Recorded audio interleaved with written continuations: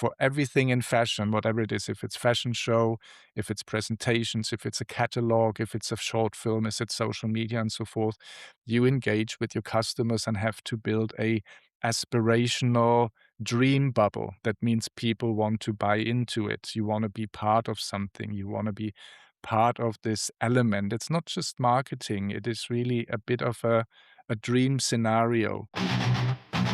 With Louis Vuitton, Bernard Arnault was the first one that picked designers to make pure marketing impact. So it was not necessarily the selling of the clothes that was the most relevant, but it was this creating the hype, creating the next trends, creating this like absolute novelty that polarize people. But I always find as long as there is a dialogue and people discuss, it has value because we all become part of a bigger picture.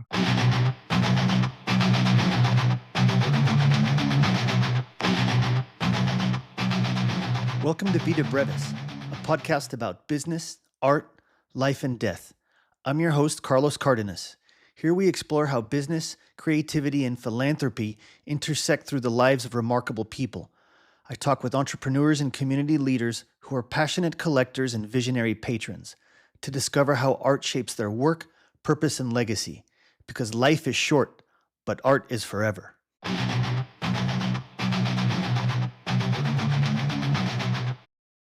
Chers amis, queridos amigos, and dear friends of the pod. Today's episode is an incredibly special full circle moment for me personally. My guest today is a legendary creative force, an industry titan, an academic leader, and he happens to be my very first collector client ever, all the way back in 2003, when he called me out of the blue in Paris after seeing an article in Vogue on an exhibition I had just curated. Jens Kaeumle is currently the Associate Dean of the School of Fashion and the Dassault School of Business Innovation at SCAD in Atlanta. But before he was shaping the next generation of creative entrepreneurs, Jens spent decades at the absolute pinnacle of the global fashion industry. A graduate of the Royal College of Art in London, his career reads like a history map of modern style. He has served as the design director for Levi's and the creative director for powerhouse brands like Tommy Hilfiger Europe and Hackett London. Because Jens and his family were right there in Paris at the turn of the millennium, with his then wife Jane working alongside Marc Jacobs to launch Louis Vuitton's first clothing line, Jens had a front row seat to the radical transformation of the luxury goods empire. He witnessed firsthand how Bernard Arnault rebuilt the mechanics of fashion, shifting the industry from standard product sales to cultural juggernaut driven by art collaborations, high-concept runway hype, and meticulous craftsmanship. Beyond his executive career, Jens has spent the last 25 years heavily invested in the art ecosystem as a passionate collector, patron, painter, and cultural influencer. He is the co-founder of House of Friends, a nomadic apartment gallery and curated dinner concept designed to strip the stuffiness out of the art world and replace it with genuine, community-driven dialogue. In this conversation, we meander through the true, behind-the-scenes economics of the fashion pyramid, from the high-margin genius of canvas bags to the role of haute couture as a guardian of ancient human craftsmanship. We talk about the impact of social media on youth culture and street style, the creative hustle of his early days commuting across Europe, and his recent transition to the booming cultural landscape of Atlanta. Finally, Jens shares his raw philosophy on what it takes for the next generation to build a successful entrepreneurial life by defining their own hopes and dreams instead of sitting on the passenger seat. He is an old friend, a brilliant mind, and the author of the aptly named memoir, Never Boring. I hope you enjoy my conversation with Jens Kaeumle. This is kind of fun because, Jens, you were and I think you know this, you were my very, very, very first client ever. I mean, ever. Do you remember? I remember, yes, it was the Peter Clara, the Gold Rush, yeah, the That's right. photograph That's that right. been treated with the Peter golden. Clary, Golden State was the series. And you remember what year it was? Oh dear Lord, no, I don't. But 2003. 3. 2003. I I would have had, probably went 2005, 2003, okay, yeah. yeah. Um, So I did a show on California artists at Loewenbrück's gallery, and it was featured in Vogue. And I think you and your wife at the time um, saw that article and then kind of found me based on that. Was that right? Yeah, it was the article, and it was a stunning series of those images, those artworks that were in there, and Uh-huh. we loved them. And then there was your address and phone number, and we realized this is in Paris. And yeah, so I just picked up the phone, called, Uh-huh. and wondered if you had some of those pieces for sale and how much they would be, if we could afford them or if they're crazy expensive. And Yeah. yeah, Yeah. then we met, Yeah. and yeah. Yeah. I wasn't working at the gallery. I mean, I was an independent curator, and they told me that you had called and that, and that you would be reaching out to me. So that was really cool. Um yeah, so it's been a while. That's super cool that we're still hanging out.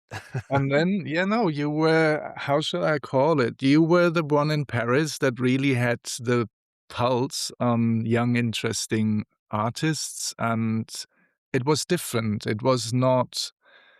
Paris can be sometimes always established artists, you get your traditional names and so forth, and they're not necessarily too much at the forefront what you find in London, for example, where you have really the younger up and coming artists and they're happening Mhm, there. mhm. Paris at the time, they still had the FIAC. They did not yet change, so it was like also the FIAC was a little bit stuffy. It just later picked up and became this like international big affair.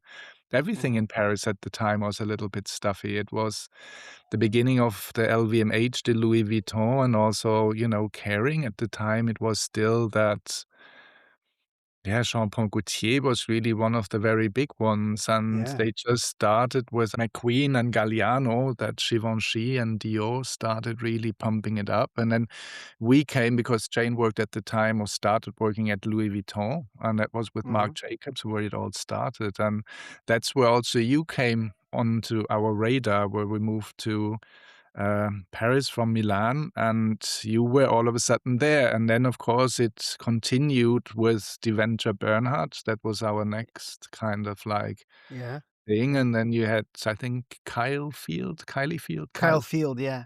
Field. Yeah. But then the big one was really your Henry Taylor. That was Yeah. those four were our connection, where it always continued and Yeah. worked. And you at the time then had your gallery. Yeah. Yeah. Yeah. That Tell me, started. what were you doing at the time? You mentioned that, Jane, your wife at the time, she was working with, Marc Jacobs at Louis Vuitton. Is that right? Yeah, we basically both graduated from the Royal College of Art in London. That's where we met. And at the time, my big dream was to work for Moschino. So I did get a job at Moschino in Milan, and then Jane started working at Gianfranco Ferry. But after 3.5 years, Jane met Marc Jacobs, actually, who was doing freelance in Italy, and interviewed. And then all of a sudden, it turned into this. By the way, I'm not only in New York, I'm also in Paris. Would you like to start working at Louis Vuitton with me? And they really started from day one. It was Peter Copping and Camille Micheli and Jane. Those three kind of started with Marc, the whole Louis Vuitton line, the clothing line. It was the first time this was out there. So we moved from Milan to Paris, and at the time I was there the design director for Levi's in Germany. So I actually commuted between Paris and Frankfurt at the time. But when we met, that was when I was the creative director for Tommy Hilfiger.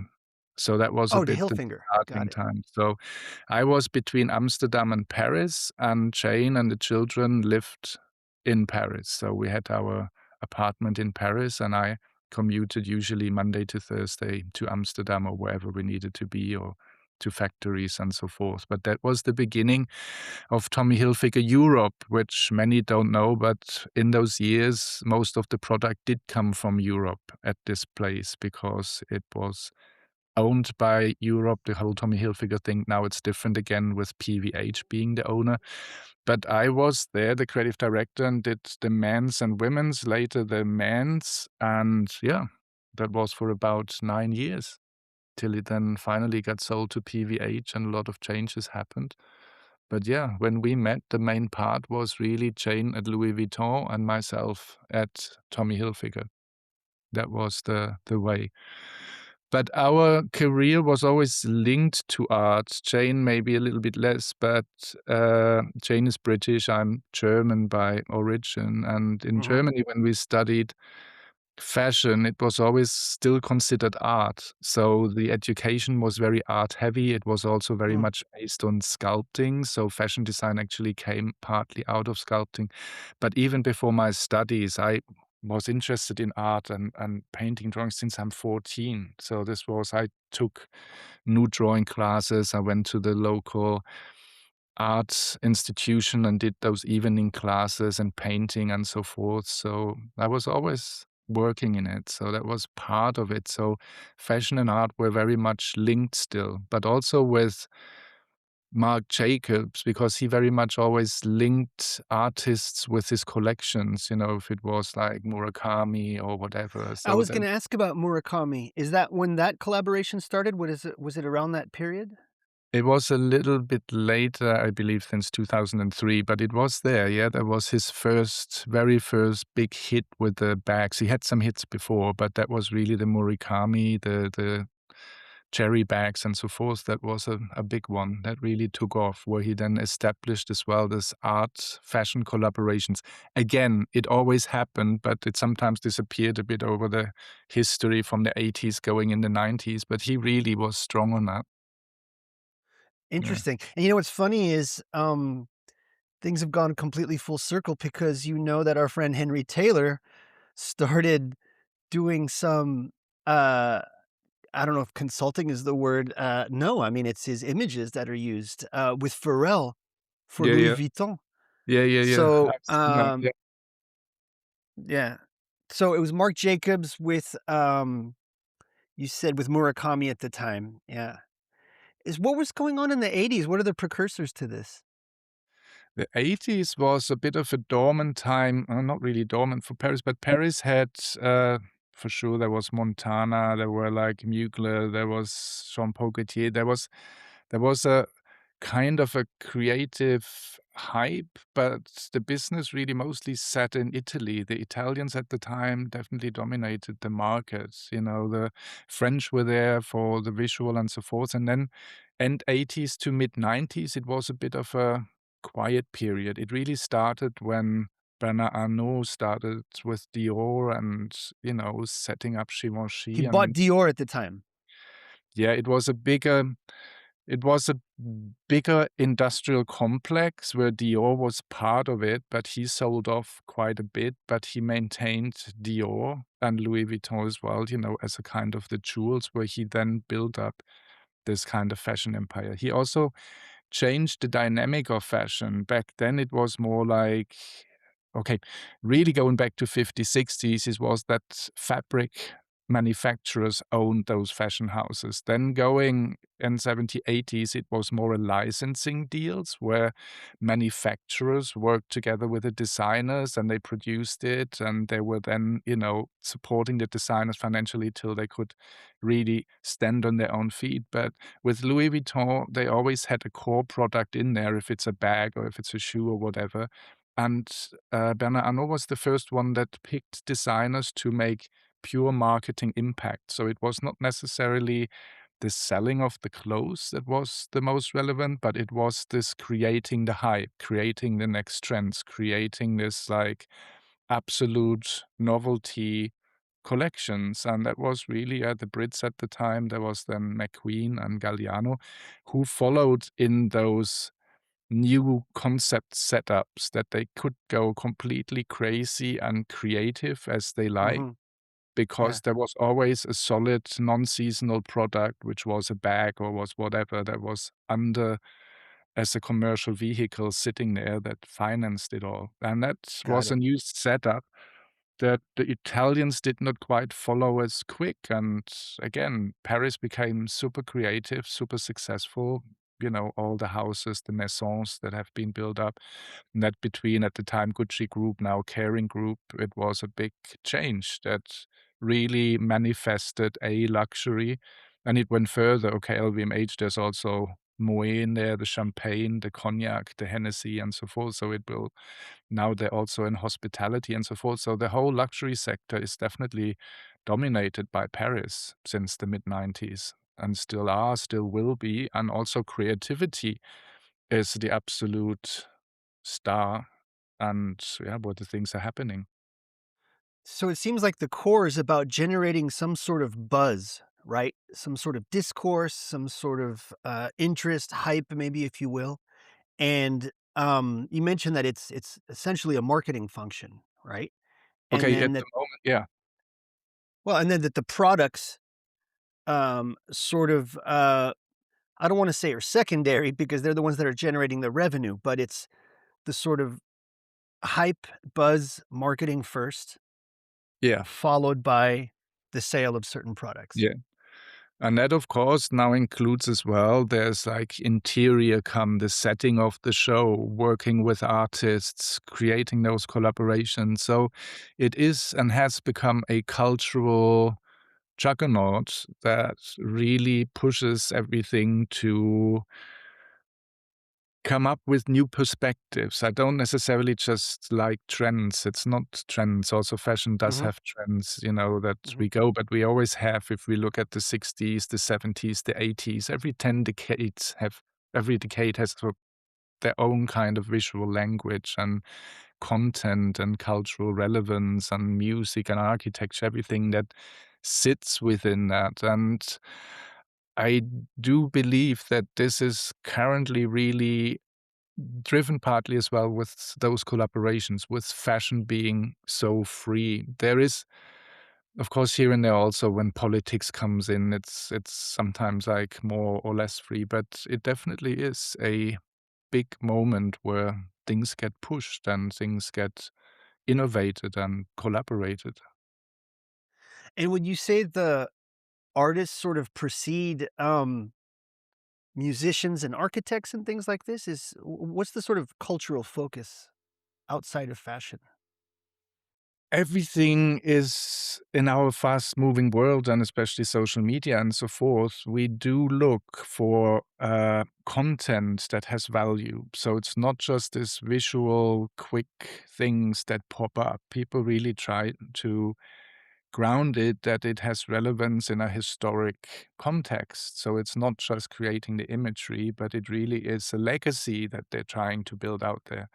And this legacy, we have here, for example, an exhibition with Dior where you go through all the different designers. I think it's been 7 since Christian Dior, that's all been working on it. And you see their taste, their different point of views, how they interpret the DNA of Dior and how that goes out. So this is probably the oldest and longest that has so many different designers on one maison. But they definitely shape the world. They shape as well how things are consumed. So this is always a bit where art and applied art, design sits under applied art, that there's a commercial Mhm. reality in it that is slightly different than from art. Of course, art as well as commercial or selling is important that artists can live and that there is a reality in there that allows them to create. So somebody has to pay for those artworks, even if we just talk about making them, not even alone the value it might possess once the artwork is completed.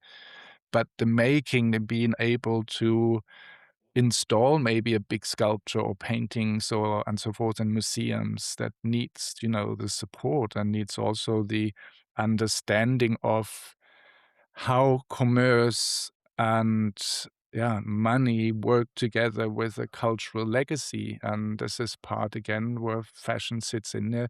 Design in general, although design usually sells a product, although art is also, if you want to look at it as a product, but it is not linked to a direct sales strategy, if you want. Where in design, you definitely can see that has sold, that has not sold. People like this, people want that, and yeah. Listen, so throughout the history of the podcast, we've talked to people in different industries, right? There's Yeah. been a few people who come from the hospitality industry, some people from finance. It kind of goes, here and there, a little bit of tech. Um, there's been a couple of economists and authors and things like this. This is the first time that we're talking with somebody from the fashion industry, which I Yeah. think is really, really interesting. Thank you for listening to Vita Brevis. If you know someone who would enjoy this conversation, please share it with them. A follow or review also goes a long way in helping us grow. Thank you. And remember, life is short, but art is forever. Maybe you could give us a sort of high level primer on the basic economics behind how the fashion industry works. I imagine it's a mystery to most people. It depends, okay, which level of fashion you're in. Fashion, we always speak about the pyramid or whatever, but you have, of course, the mass market, which has a certain kind of mass market product. Then you also have certain markets or companies like Uniqlo that are more on the basic product. You know, you get your sweaters, your shirts, your chinos, and so forth. That's there. They have a very aggressive price point, you know, that sits in there, and they definitely have what we call kind of non-seasonal product. A shirt can be sold the whole year round, a chino and a jeans can be sold the whole year round, so you don't necessarily have as many seasonality. And then you Mhm. have the other spectrum of the mass market, which is H&M and Zara, which are definitely very much inspired by high fashion and bring there a lower price point that they quickly turn around and bring it in. So you have there the mass market that sits in there, where the one is inspired by fashion and the other one is more the base product, but it has definitely has a price point.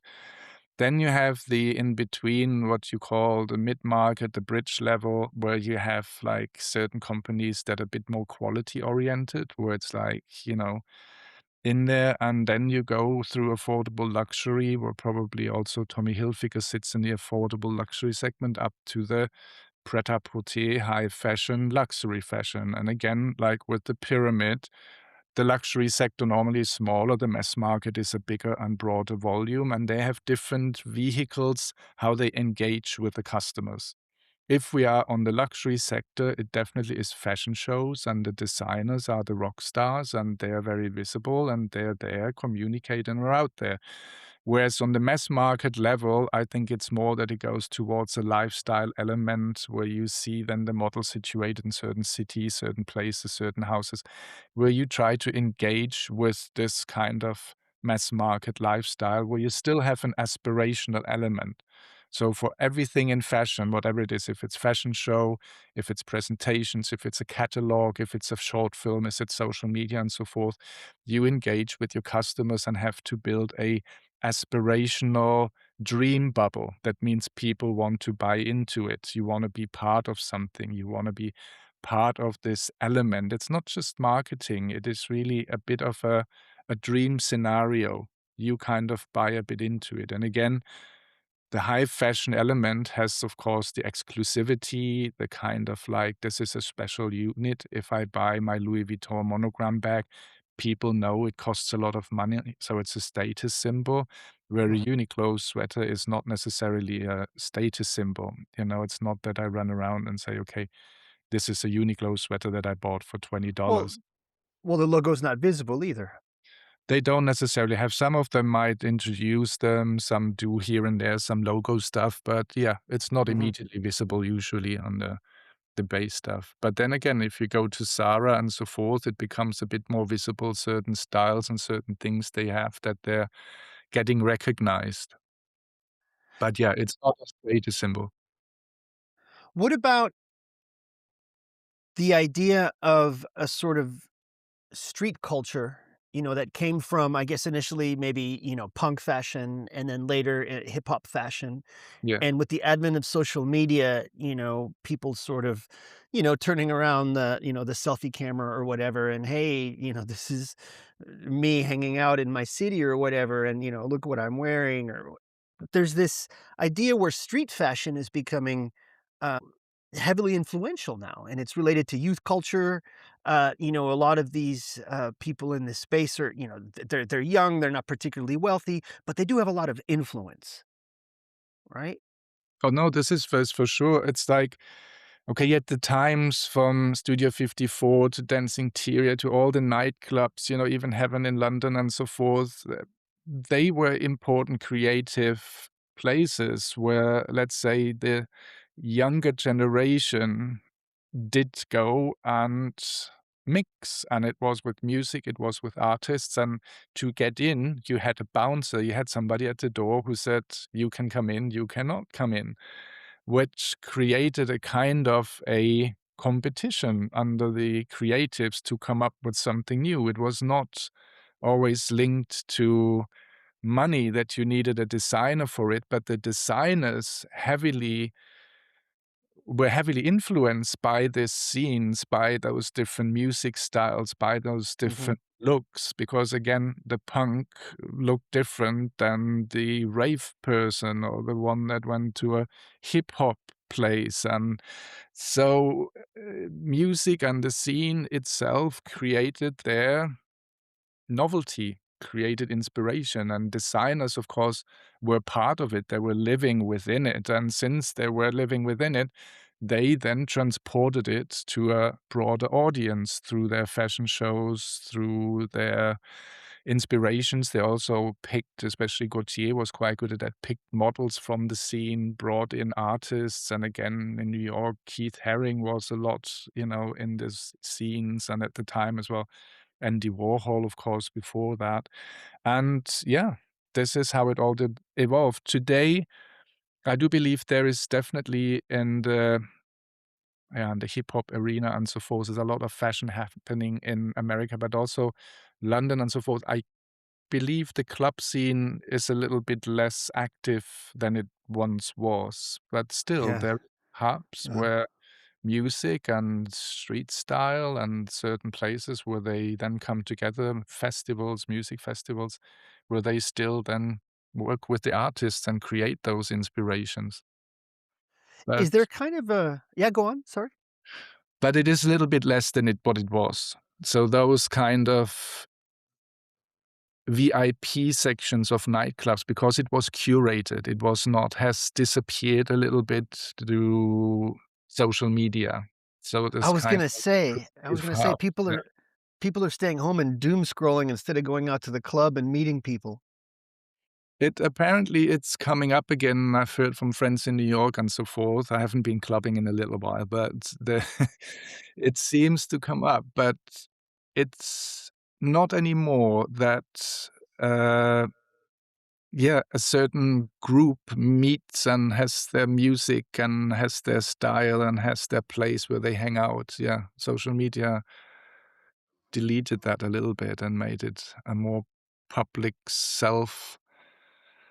how should I call it, self-presentation place where Mhm, everybody mhm. is doing it by themselves. So the collaboration part has become a little bit more challenging and not as natural as it once was. Is sort of haute couture, like the tip of the pyramid, how is that still relevant?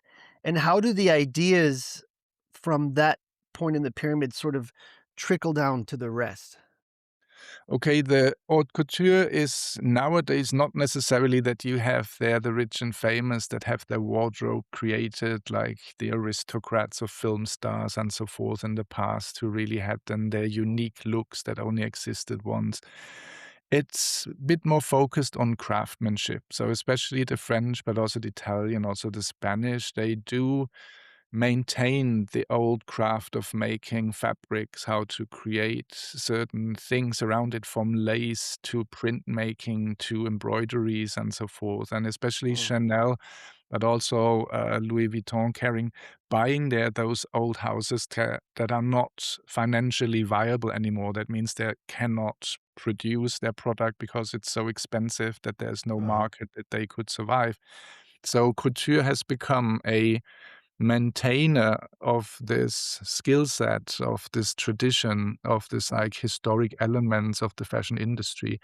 And Mhm, with that as well, the designers now create those pieces that are complicated to make, that take many hours to make, and they celebrate the craftsmanship and the creation mainly with a certain novelty aesthetic that they put to it. But the sales side is not that you can make money from it or live of it. Maybe if you specialize sometimes in wedding dresses, there's where people spend a lot of money, on one-off pieces. But for a daily wardrobe, it's not necessarily that couture is relevant. But the ideas are then definitely incorporated in their pret-à-porter, collections, and they get produced. You don't get a one-off piece because the rule of couture is that you buy it and it's yours, so it cannot be reproduced. But in pret-à-porter, you can do 100 or 1,000 and sell the same jacket. And what about perfume in all of this? Because, you know, as little as, we have engagement with, I guess television commercials. It sounds so quaint now. Anyhow, around Christmas time here in the US, we seem to be bombarded with perfume ads, right? Is this something of a cash cow? I remember once somebody telling me that basically you get all of the, strange exotic stuff on the runway, but the whole point of that was just to get people to buy, perfume at the mall. The The general idea when they started the fashion houses was, of course, with couture. Then Yves Saint Laurent was one of the first who started the pret-à-porter, who said, "I want to sell to a broader audience."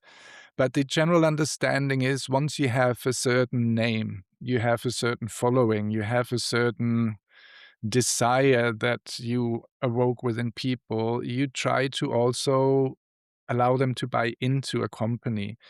This is, of course, always tricky. You do wanna go mass market, you don't wanna do mass market, you wanna do denim, you don't wanna do denim. So each maison, for example, let's stick with Louis Vuitton, has their own little arenas in which they're there. One is the accessories, one is the clothing, one is like, now the perfume that goes in there. But it is very it's very much, discussed how far it should go, where and what should be, but perfume is really considered the entry level that somebody can buy into a brand. Yes, so it is not that they go mass market, but with perfume, you can reach a bigger audience without losing the exclusivity of your brand. So, yeah, it has become for sure one of the entry level products that are obtainable by everybody. And it's very high margin, I imagine, as well. It depends how you do it, but in some for example, Hermès, they really have their own perfumes, and they're produced with certain ingredients and so forth. But yes, profit margins are definitely there. But I guess the biggest profit margin in the world is Louis Vuitton because their bags are not even leather. It is a cotton canvas that is plastic printed, so it's fairly cheap to make that bag. So yes, that's a golden goose, and everybody buys it likes it's leather. So yeah, that is the little the little thing out there. Good for them. Yeah, Good for, Monsieur Arnault, n'est-ce pas? Yes, yeah. it is.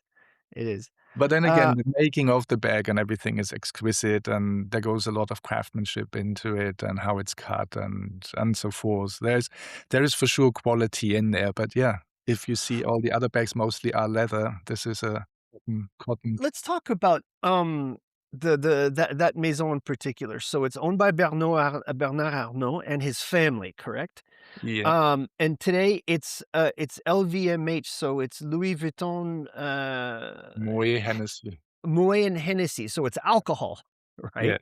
yes. So we're talking fashion and alcohol. So how are these big, conglomerates, how are they sort of stacked? I think he has 4 or 5 children, and I think he sort of has given each of them a little pillar of the business. Yeah. How is a business like Vuitton, how is it sort of broken down?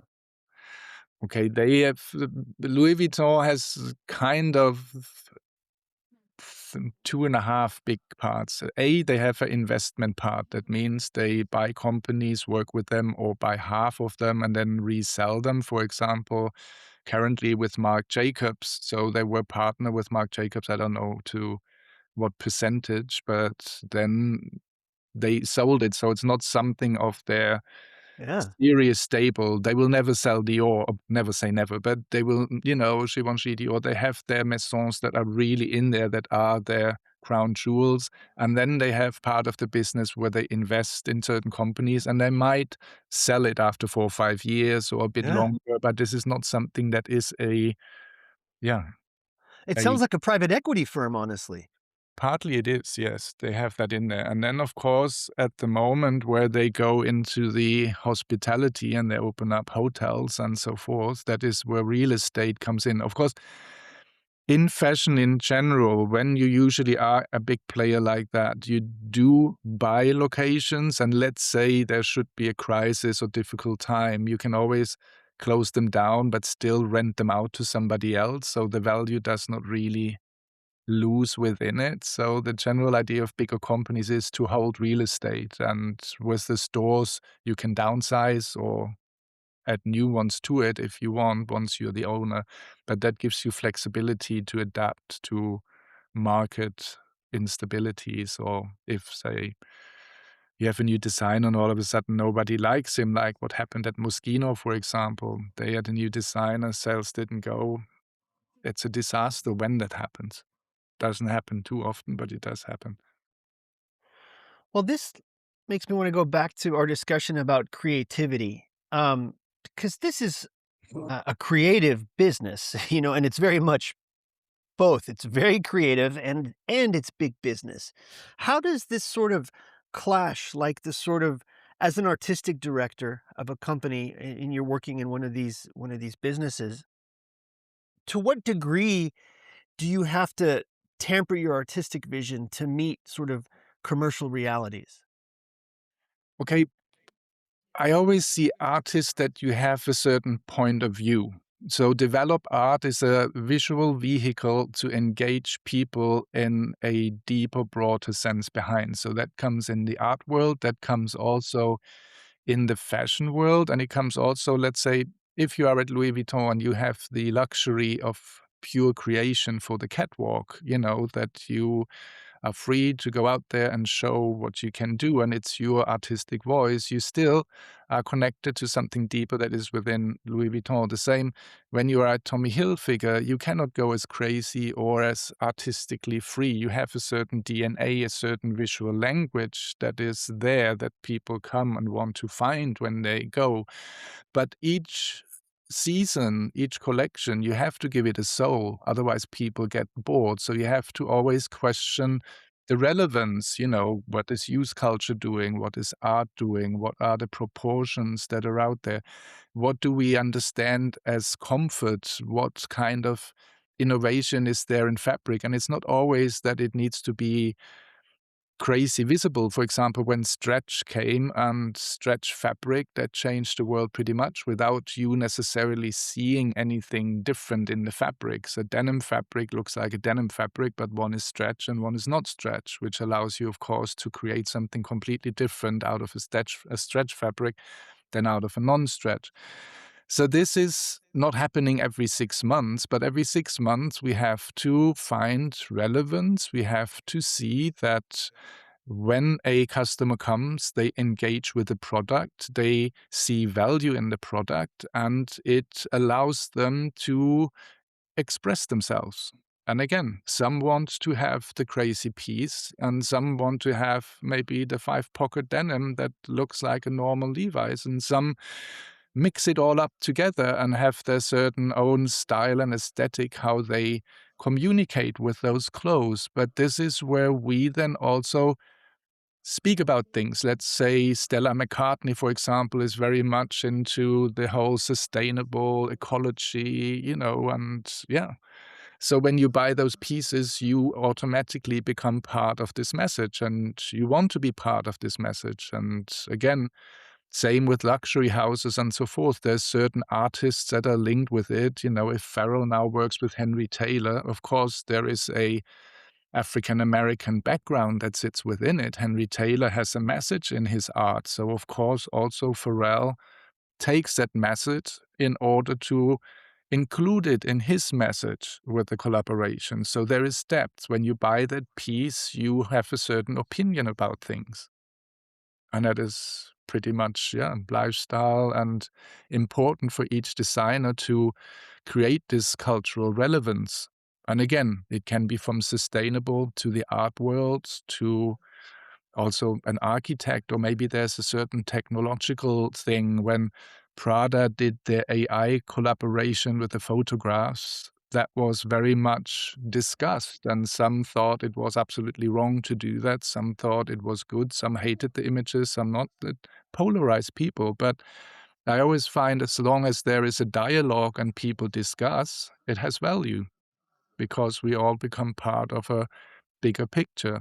And this is, I think, where each creation, again, Tommy Hilfiger's maybe not as crazy, but the AI discussion is there, the sustainable discussion is there, the collaboration is there, and so you can do that on any level. If it always then becomes catwalk pieces is not necessarily the Mhm, final thought behind it. mhm. And I know that you personally never left your artistic roots. Yeah. Um, Even when we were hanging out decades ago, I remember you were making paintings out of, little dynamite sticks. Remember Yeah. those? Yeah, yeah. And I came and saw one of your exhibitions in London. Um, so you always maintain an artistic practice. So tell me a little bit more about the role that that plays within your life in general, but even with you still as a professional in the fashion industry. For me, art was always relevant. Again, I started out probably as an artist before fashion came into the picture. It went hand in hand, but my beginning was really I was in art classes doing sculpting, doing painting, doing nude drawings, figure drawings. Then getting into fashion, it became so fast paced. Okay, the biggest problem is when you start is space. So for me, it was when we left as students and started working, we didn't make any money. We had very tiny apartments. I could not afford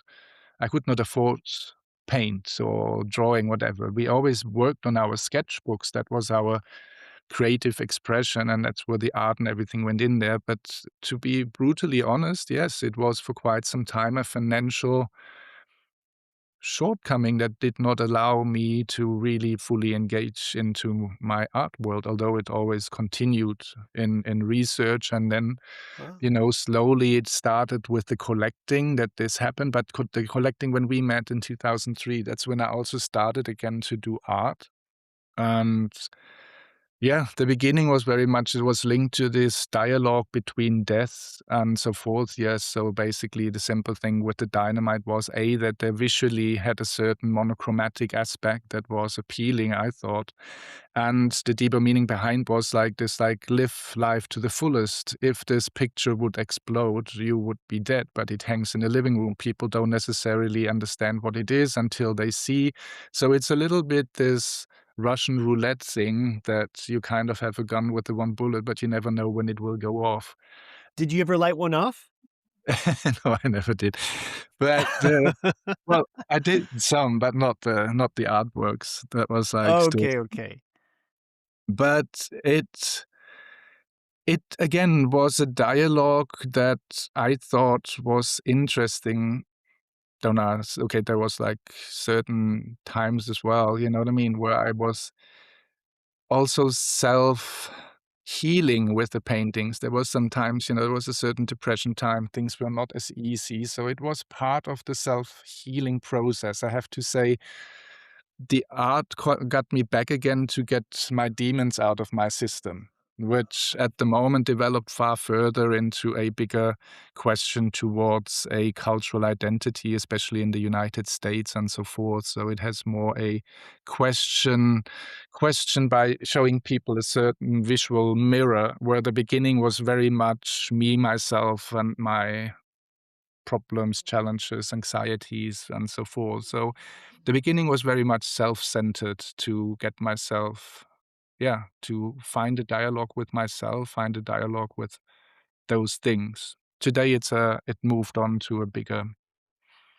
Well, let's talk about some of that, the sort of cultural and components. You live in Atlanta, Georgia now. I mean, I know Yes. you're in Europe a lot still, but you moved to Atlanta. Tell us a little bit more about the move and about going to the Savannah College of Art and Design, SCAD as we call it. Yeah. It was at the time, okay, I was the creative director for Hackett in London. That was just before COVID hit, and the company did get sold. And with that, I had some shares in the company. I did make some money. And then there came the question, okay, with the new owner, you have to reinvest. So the money would go in there, but that was then a time commitment. And I just changed my life. We separated. It was a big part of my story where I then asked myself, if I stay in the fashion world, I kind of am pigeonholed in this like sportswear sector, Ralph Lauren, Tommy Hilfiger, Hackett, and so forth. So my life would have been pretty much a repeat in how things evolve. It would have been stagnant. So since I was free, I decided I want to find something where I can afford place to do art, something that allows me to develop that, to have enough time to travel, to have enough time to write books. I'm currently on the third book that's now coming out this year. So then that was a bit an accident. Savannah College of Art and Design found me. It was all of a sudden, there was like through a friend, there was like on LinkedIn something, then somebody connected us, and I met President Wallace, and I met Savannah because I was not really on my way to Savannah. That was a surprise. But then I found a very positive lifestyle, quality of life. It's also, you could afford houses. Now it's not as much anymore, but it was fairly affordable. They had big art stores there. It was a decent size of a city that you could easily get around. You're not stuck in traffic all the time. So that was the beginning. Of course, nobody then thought COVID's going to come, but with COVID as well, the my art practice exploded because there I really had time. I had the space, I could work on it, and the writing and the artistic side developed, and I could do that next to my activities and things I do for SCAD. Now I'm the associate dean for fashion and business, so I have there both for both fields. And then Atlanta came up 2 years ago, and that was then where I had enough of my art that was there, and I needed a bigger platform where I could start exhibiting and participating in art fairs and so forth. And that was where it then came to fruition here in Atlanta.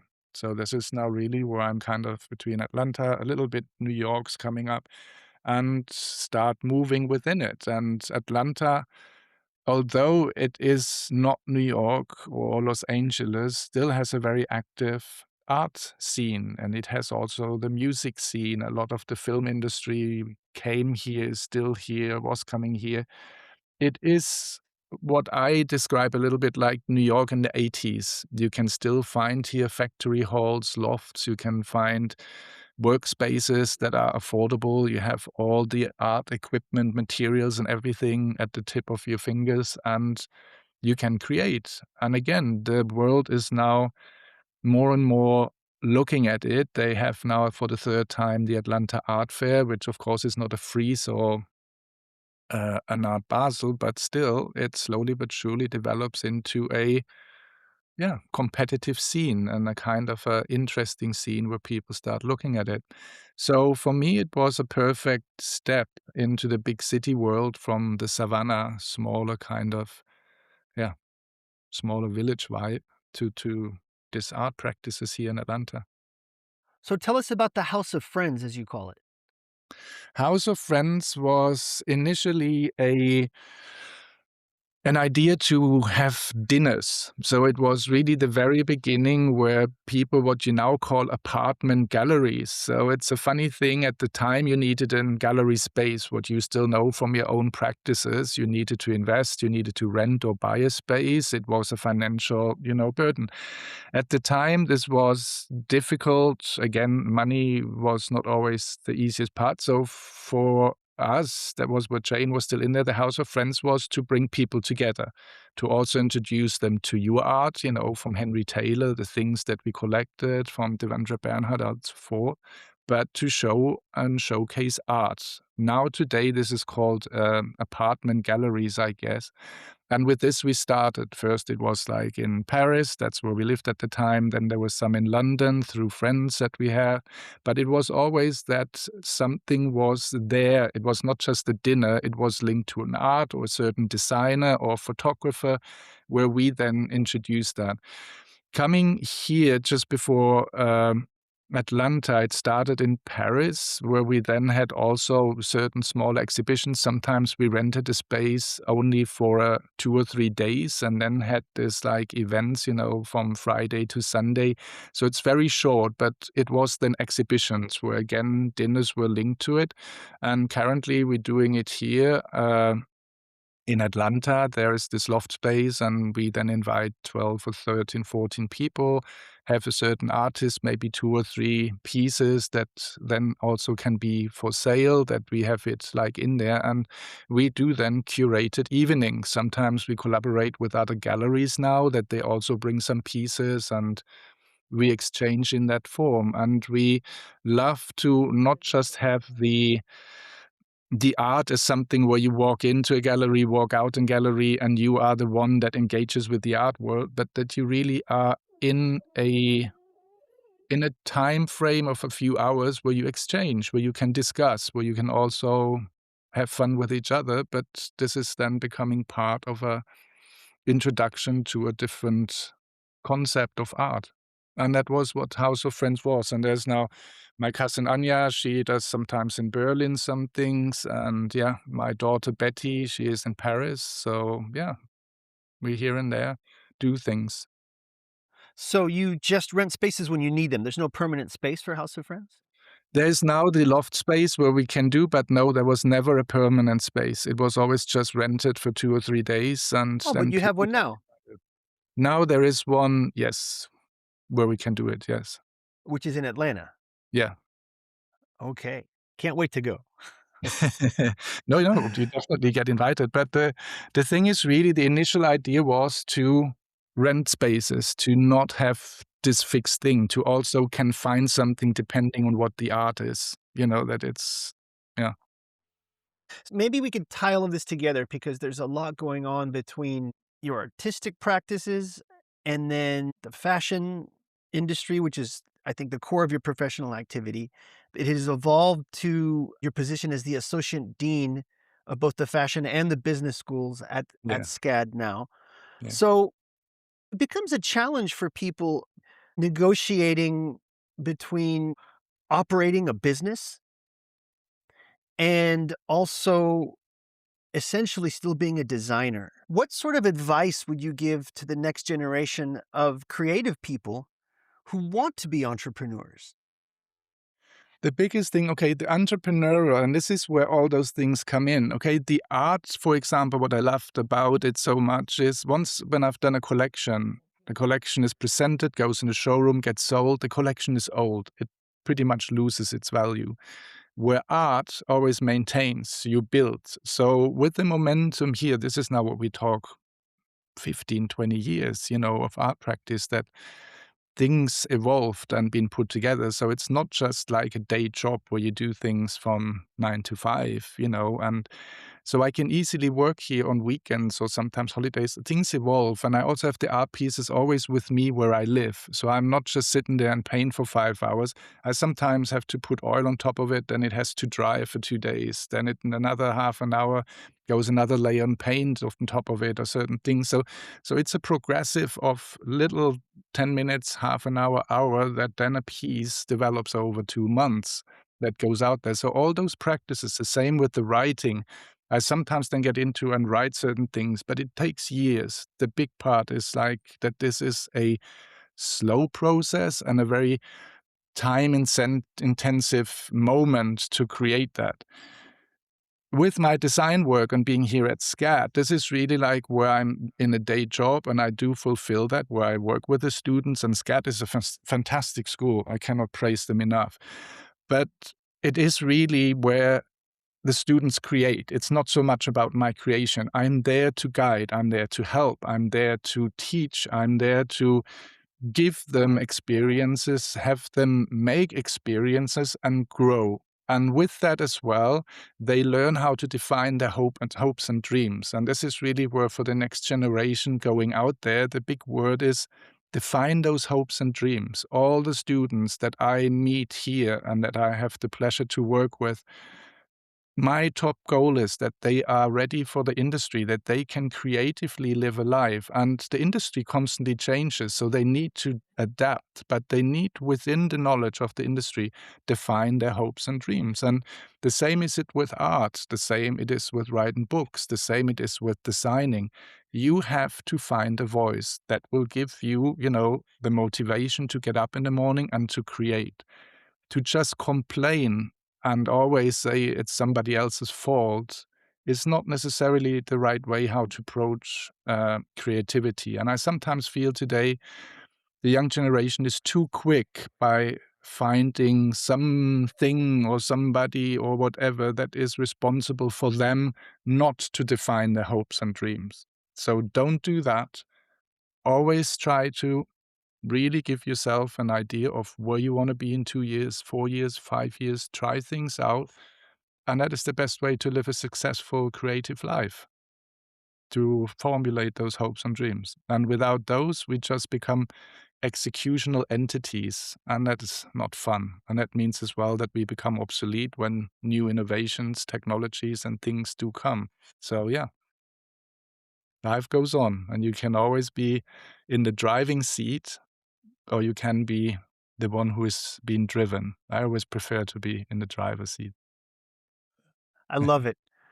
Thank you so much, Jens, for your time today. No, it's a pleasure. Thank you.